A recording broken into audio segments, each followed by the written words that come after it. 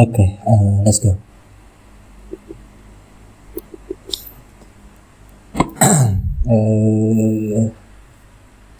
Hari ini tanggal 25 ya, gua rekam catatan harian gua.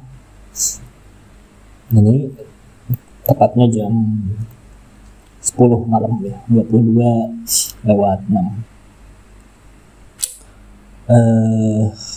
Kali ini gue pengen membahas tentang satu peristiwa atau fenomena atau satu berita lah yang gue temukan di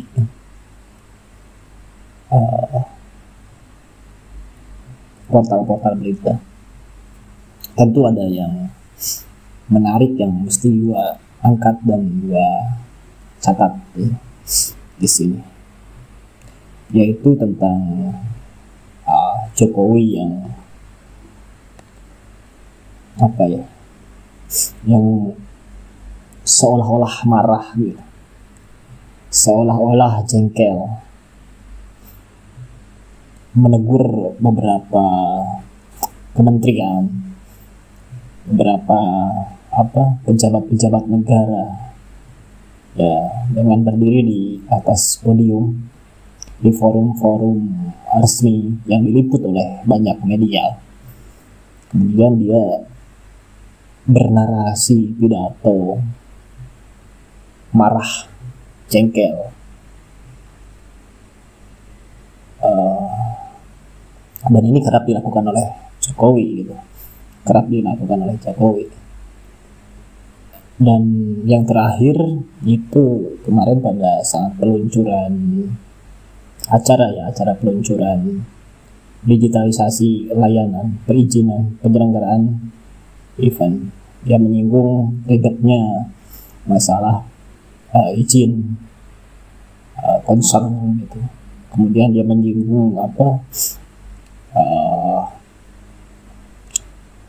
konsernya Taylor Swift yang diadakan di Singapura atau Malaysia gitu. Kenapa nggak di Indonesia gitu? Padahal uangnya yang bisa mengalir dan menjadi sumber devisa negara itu tinggi. Dia marah, seperti marah, jengkel, menunjuk pejabat-pejabat yang hadir di sana. Mungkin kalau secara sepintas kita bisa mengapresiasi, banyak orang yang mengapresiasi positif tentang pidato Jokowi seperti ini. Tapi bagi gua yang selalu memelihara kecurigaan, kemudian mencoba untuk bersikap skeptik dan berusaha untuk berdialektik dengan semua peristiwa, semua fenomena yang sebelum-sebelumnya terjadi. Gue hanya bisa tertawa saja gitu. Gak berpikir maka gue tertawa. Kan begitu konsepnya. Kenapa gue menggunakan kalimat seperti itu untuk merepresentasikan pikiran gue hari ini ketika melihat atau mengetahui berita ini. Karena ini itu seperti motif yang selalu diulang-ulang oleh Jokowi ketika elektabilitas atau popularitas dia menurut survei itu menurun. Kemudian dia berdiri di atas podium di acara-acara formal yang banyak media, seolah menegur, seolah marah, mengancam, meresafel kabinet dan macam-macam. Itu kerap dilakukan Jokowi, dan gue melihat ada semacam modus gitu yang berulang. Ini ketika pengaruh Jokowi secara individu, popularitasnya itu menurun, dan rentetan peristiwa akhir-akhir ini gitu. Kalau dulu mungkin jarang-jarang dia melakukan hal seperti ini, bisa dihitung. Kalau sekarang itu seperti rentetan peristiwa yang waktunya itu berdekatan di setiap forum yang dia hadiri. Dia selalu mengeluh, jengkel, marah terhadap para pejabat dan kinerja pemerintahan. Ini selalu seperti yang rapat gitu. Kemudian gue secara kebetulan, nggak kebetulan juga sih, memang gue selalu curious ya, selalu penasaran tentang hal-hal yang terjadi di dunia maya. Gue menemukan sebuah berita pada beberapa waktu kemarin. Litbang Kompas itu merilis berita atau merilis hasil surveinya dari Litbang Kompas tentang pengaruh Jokowi di pilkada serentak nanti. Dan Litbang Kompas menemukan bahwa kira-kira pengaruh Jokowi itu di kisaran 54%. Karena ada pertanyaan apakah para pemilih mempertimbangkan faktor Jokowi dan kedekatan dengan kerabat-kerabatnya dalam menentukan pilihan. Yang menjawab ya itu 54%. Tentu ini masih cukup besar dan masih layak untuk dipertimbangkan oleh elit-elit partai dan elit-elit politik dalam menentukan arah pencalonan kandidat-kandidatnya di 37 provinsi dan 508 kota kabupaten. Cuma ada hal yang lebih menarik lagi bagi gua. Di survei yang lain, ketika Kompas menanyakan bahwa apakah pemilih akan mempertimbangkan calon dari PDIP, angkanya itu lebih besar daripada yang akan mempertimbangkan Jokowi, yaitu di angka 58%. Nah, ini agak menarik bagi gua ketika melihat fenomena seperti ini, hasil survei Litbang Kompas seperti ini. Kemudian nalar gua menarik terhadap apa yang dilakukan Jokowi akhir-akhir ini. Dia kerap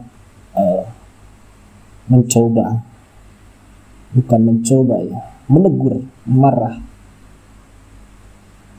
terhadap para pejabat yang nggak bener kinerjanya.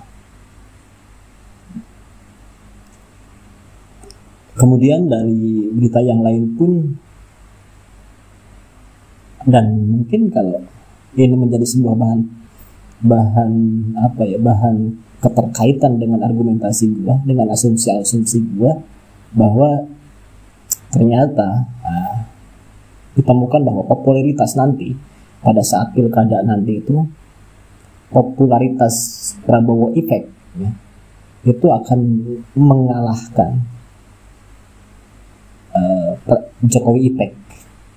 Artinya faktor Prabowo ini nanti yang akan lebih berpengaruh terhadap pemilih di pilkada serentak nanti. Karena pada saat nanti pilkada serentak terjadi, Prabowo sudah terpilih menjadi presiden ya. Bukan lagi presiden terpilih, tapi sudah terpilih menjadi presiden dan dilantik kalau tidak salah di Oktober. Dan hal ini sepertinya untuk seorang Jokowi itu yang masih punya ambisi kekuasaan, yang masih punya hasrat ya, syahwat untuk melanggengkan kekuasaan dengan mengirim anak cucunya gitu, famili dan kerabatnya maju di pilkada, ini menjadi sebuah ancaman. Sepertinya begitu asumsi gue mengarahnya ke arah sana. Nah, di sini Jokowi bukan orang biasa-biasa saja, orang sederhana saja seperti yang selama ini kita asumsikan, selama ini kita sangkakan. Dia kita harus akui dia adalah master of politik, master of mind dari semua kejadian-kejadian atau ruang-ruang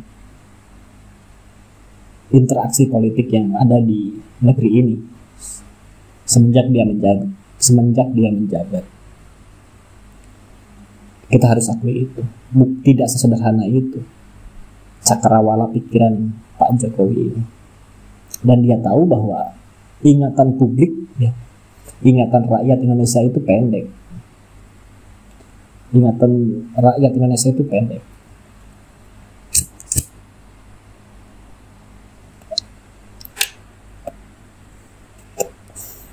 Di saat kepemimpinan dia, rejim dia dibombardir oleh PDIP, oleh lawan-lawan politiknya, oleh para pengamat politik yang berseberangan jalan dengan Pak Jokowi, kemudian menemukan fakta bahwa popularitasnya menurun, bahkan lebih rendah dari tanda kutip PDIP yang kita lihat akhir-akhir ini menyerang terus-menerus terhadap Jokowi. Kita tahu alasannya seperti apa, kronologisnya seperti apa. Sampai yang terakhir adalah dipanggilnya Hasto yang berkembang menjadi, diketahui bahwa PDIP sudah menyiapkan pengganti Hasto jadi sekjen PDIP. Nah, ini Jokowi memanfaatkan kelemahan publik, kelemahan rakyat Indonesia yang daya ingatnya itu pendek terhadap peristiwa. Kemudian dia muncul seolah sebagai pemimpin yang kecewa terhadap kinerja kabinetnya sendiri gitu. Padahal kalau gua melihatnya bahwa dia sedang mencaci dirinya sendiri gitu, sedang memarahi dirinya sendiri. Kalau dari gua melihatnya, tapi kan publik tidak seperti itu. Pasti ketika melihat figur pemimpin yang tegas kepada jajarannya itu through the real leaders. Itu yang diinginkan oleh Jokowi, dan itu yang selalu dilakukan oleh Jokowi. Dia memanfaatkan daya nalar, daya literasi yang lemah rakyat negara ini dengan tetap menjaga popularitasnya tetap di atas, tetap tinggi. Tetapi gue punya kewajiban lain untuk memelihara nalar yang sehat gitu. Dan mudah-mudahan ini menjadi investasi suara gue di platform digital, dan gue akan upload sesering mungkin untuk memenuhi platform digital ini dengan nalar-nalar yang setidaknya gue anggap bahwa ini masih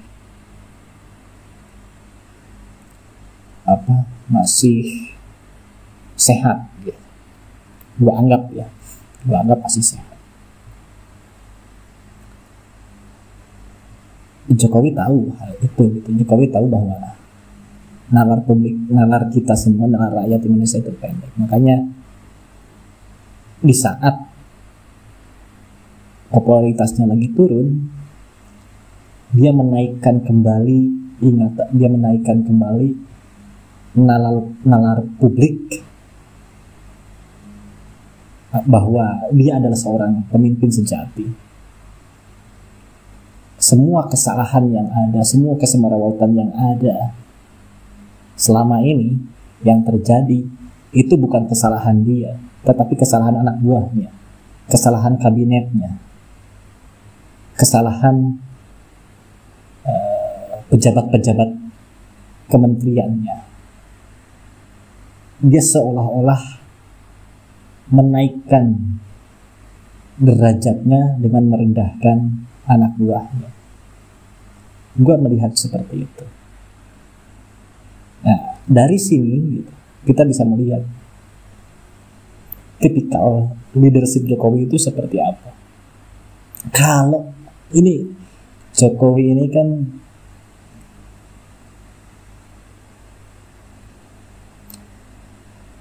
apa ya? Kalau orang mengatakan bahwa udah jadi lemendak gitu.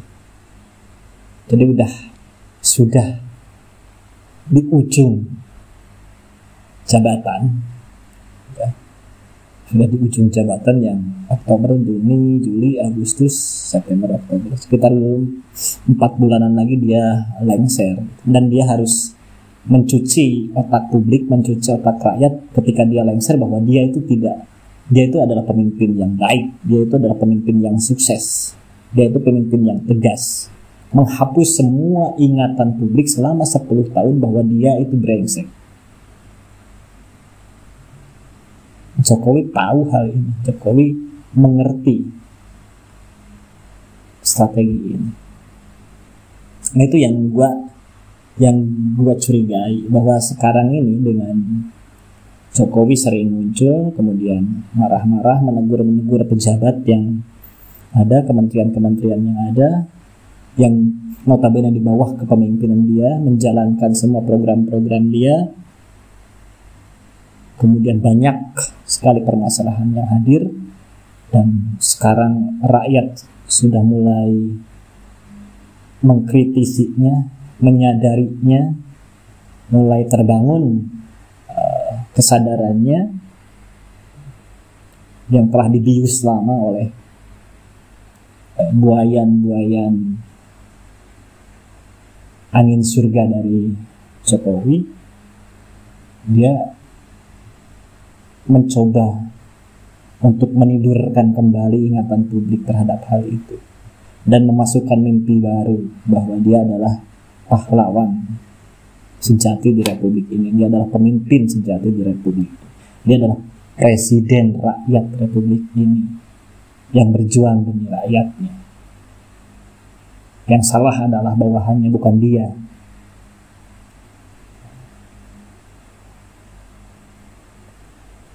Fenomena itu gue temukan, maksudnya kecurigaan itu gue temukan di arah sana, karena gue melihat bahwa ada semacam modus yang berulang dari Jokowi ketika memang pengaruhnya itu berkurang.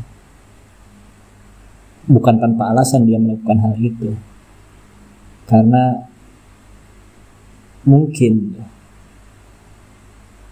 dia belum terlalu percaya terhadap Pak Prabowo, bahwa Pak Prabowo akan selalu berada di samping beliau ya, ke depannya. Karena beliau pun Jokowi kan sekarang sudah mulai menitipkan sanak kerabatnya, anak-anak bungsunya, sampai anak cikal sampai anak bungsu, dari menantu sampai ajudan. Ini harus mengamankan itu, dan dia harus titipkan kepada, mau nggak mau harus dititipkan kepada Pak Prabowo gitu, yang notabene dia bantu selama pemenangan di Pilpres kemarin. Dia tidak akan memberikan celah agar Prabowo berpisah dengan dirinya. Prabowo itu seolah-olah harus tergantung dengan dia selamanya. Tapi gue lihat bahwa Prabowo bukan tipikal seperti itu. Pasti dia dengan tipikal Prabowo ya, yang punya sejarah panjang, kemudian dari keluarganya, bapaknya, kakeknya itu juga berinvestasi besar terhadap bangsa ini, dia pasti ingin lepas dari bayang-bayang Jokowi. Yakin ya kan? Karena kalau dia terus mengekor kepada nama Jokowi, pada akhirnya apa yang menjadi ambisi Prabowo, ingin menjadi pemimpin yang mengukirkan sejarah besar bagi Republik ini, akan hilang. Nah ini gue sangat gue kira ini dipertimbangkan betul oleh Joko Widodo, karena Jokowi ini kan setelah berpisah ya, setelah cerai dengan PDIP, partai besar yang di kemudian hari malah menyerang dia, mendegradasi Jokowi sendiri, dia seperti tidak punya rumah, tidak punya kekuatan lain, kekuatan politik lain untuk terus bercokol mempengaruhi kekuasaan. Nggak ada. Dan sampai sekarang pun partai-partai sudah mulai menjauh. Lalu bisa cek semua lah pernyataan-pernyataan petinggi partai sekarang yang tergabung di KIM. Itu pernyataan-pernyataannya itu normatif. Dan gue melihat mereka, partai-partai yang ada di KIM itu hanya memanfaatkan popularitas Jokowi saja. Mereka bergandengan tangan dengan Jokowi itu bukan karena kesuksesan Jokowi memimpin, tetapi karena popularitasnya saja. Ya lihatlah pernyataan petinggi-petinggi Golkar, pernyataan PAN, pernyataan petinggi-petinggi Gerindra, itu semuanya normatif dan bisa ditebak maksudnya seperti apa, maksudnya kemana setelah nanti Jokowi lengser.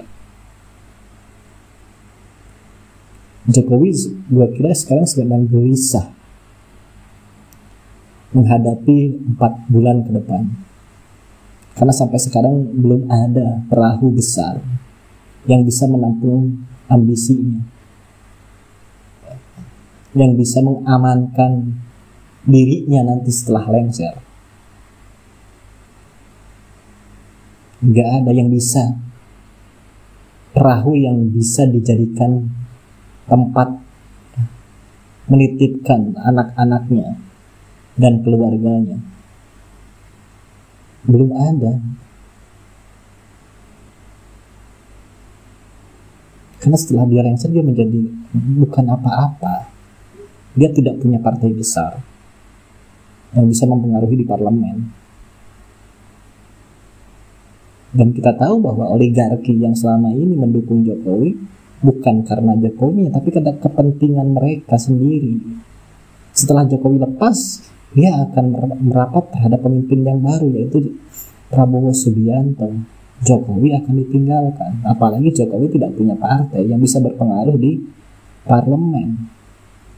Beda halnya ketika Jokowi dulu masih mencari kadernya PDIP, masih jadi petingginya PDIP, tentu suara Jokowi masih berpengaruh di parlemen. Sekarang kan nggak ada. Bahkan PDI-nya sendiri pun melawan dia. Partai apa sekarang yang ada di parlemen? Kemarin dia coba men-setting PSI masuk di parlemen, ternyata tidak berhasil. Publik keburu tahu, publik keburu sadar akan hal itu. Walaupun skenario itu hampir saja berhasil, tapi tidak berhasil.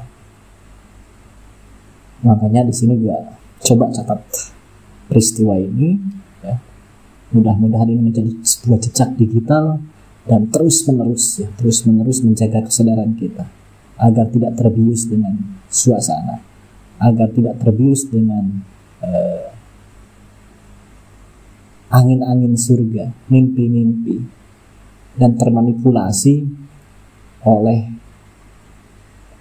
modus Joko Widodo. Itu asumsi gue ketika melihat, ya lucu. Kalau sekarang dia marah-marah sekarang, ngapain? Apa gunanya? Orang bawahan dia aja udah mungkin gak melihat dia lagi sebagai presiden. Toh nanti yang akan dicaci maki bukan kementeriannya, yang akan dicaci maki itu presidennya nanti pada ujungnya. Udah nggak peduli udah nggak peduli kementerian tuh. Mau dimarahin, mau ditegur, reshuffle udah nggak mungkin. Masa dalam 4 bulan direshuffle? Kan nggak mungkin.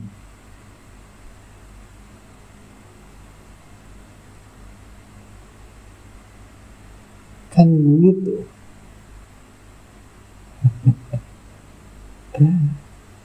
Modus aja, akal-akalan Jokowi aja gitu. Akalan-akalan Jokowi aja ini.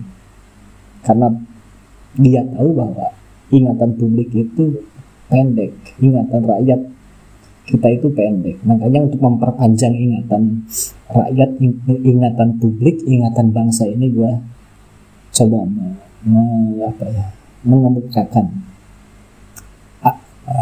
kecurigaan gue di sini, serta sedikit analisis, sedikit hipotesa tentang fenomena yang hari ini terjadi. Mudah-mudahan ini tetap menjaga kewarasan nalar kita, kewarasan akal kita agar tetap sehat gitu, dalam melihat segala sesuatu. Karena hari-hari ini semenjak Pak Jokowi dinobatkan sebagai Presiden Republik ini, seolah-olah negara ini tidak punya arah, tidak punya visi dan tidak punya misi.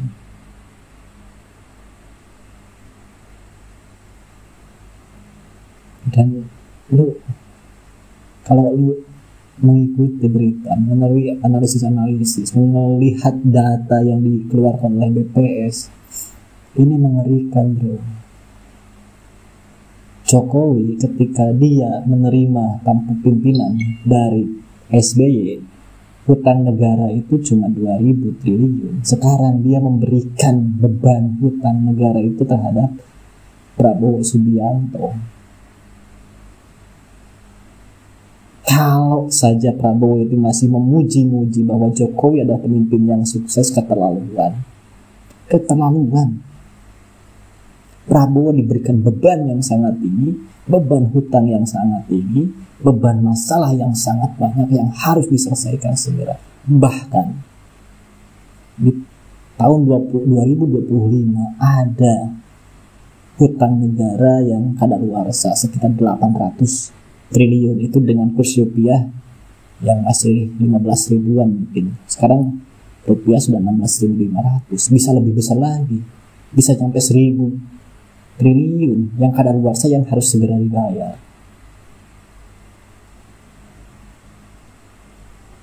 Bayangkan, belum lagi masalah-masalah yang lain, warisan dari Jokowi. Jika saja nanti Prabowo masih memuji-muji seorang Joko Widodo sebagai presiden yang sukses,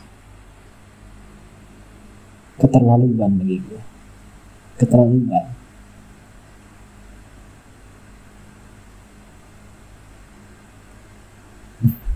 Oke.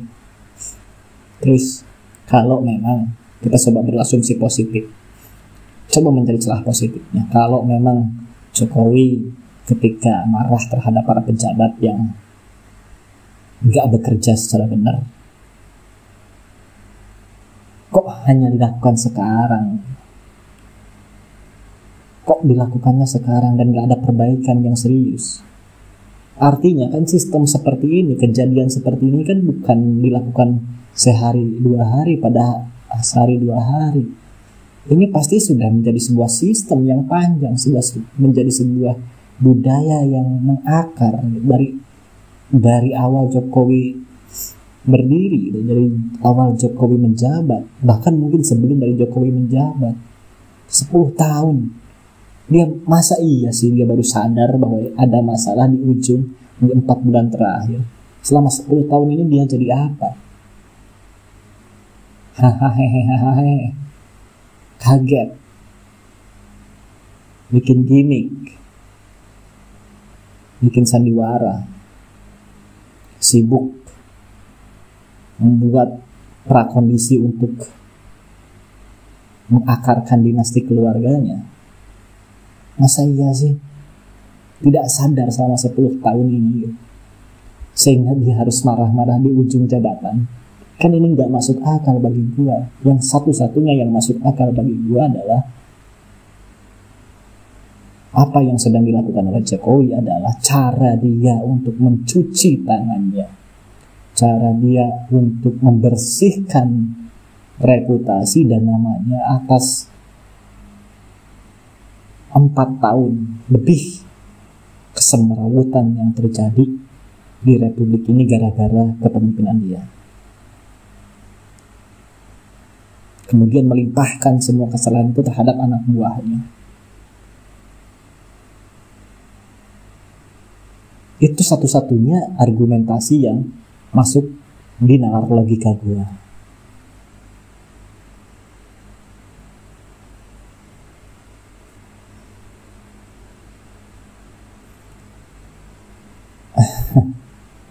Ya, kalau berbicara Pak Jokowi memang panjang ya. Panjang tuh. Akan tetapi mudah-mudahan dengan video yang video yang sependek ini bisa sedikit memberikan perspektif yang lain bahwa di Republik ini ada suara minor yang tidak mengeluh-elukan yang namanya Jokowi Widodo, tidak menyembah-nyembah yang namanya Presiden Jokowi Widodo, tidak memitoskan yang namanya Presiden Jokowi Widodo.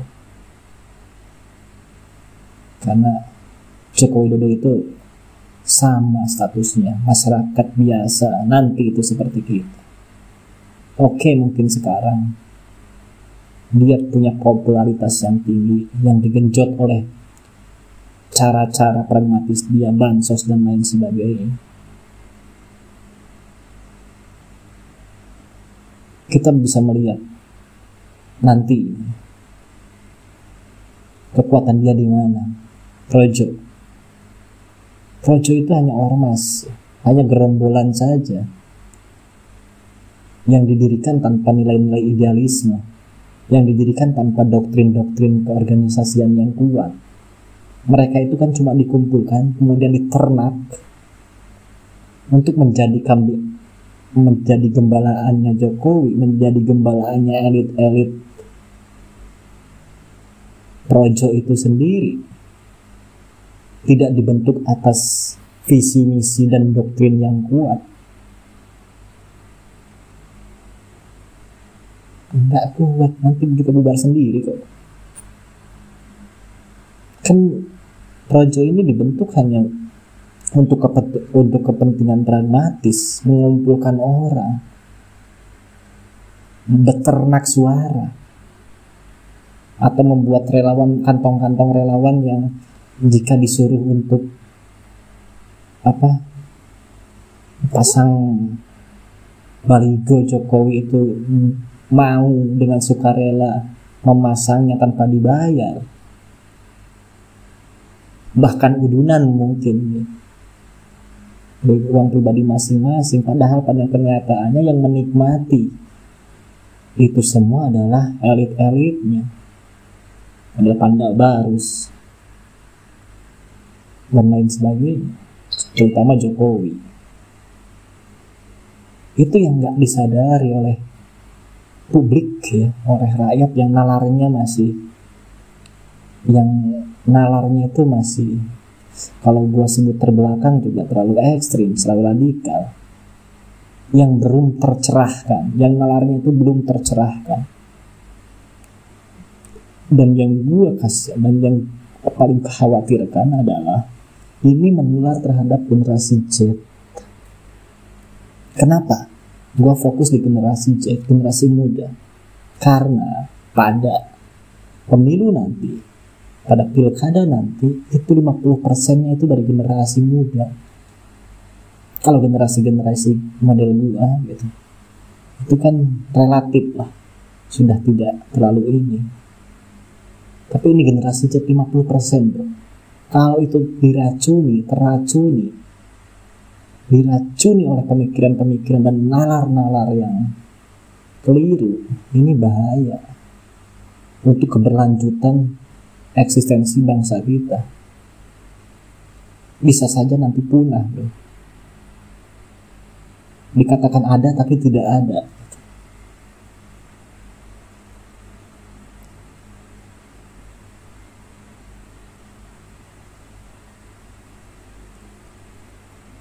Gue pertegas, kalau saja memang Jokowi punya niatan untuk memperbaiki negara ini, kemudian benar-benar punya ketegasan seorang pemimpin, ketika dia marah-marah di depan podium, itu harusnya dilakukan dari zaman dulu, yang kemudian dielaborasi atau diimplementasikan dengan berbagai kebijakan dia untuk memperbaiki kondisi bangsa ini, untuk memperbaiki semua sistem ini. Tapi kan enggak, dia malah merusaknya.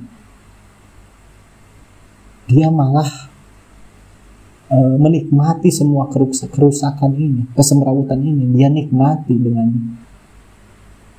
kesombongannya.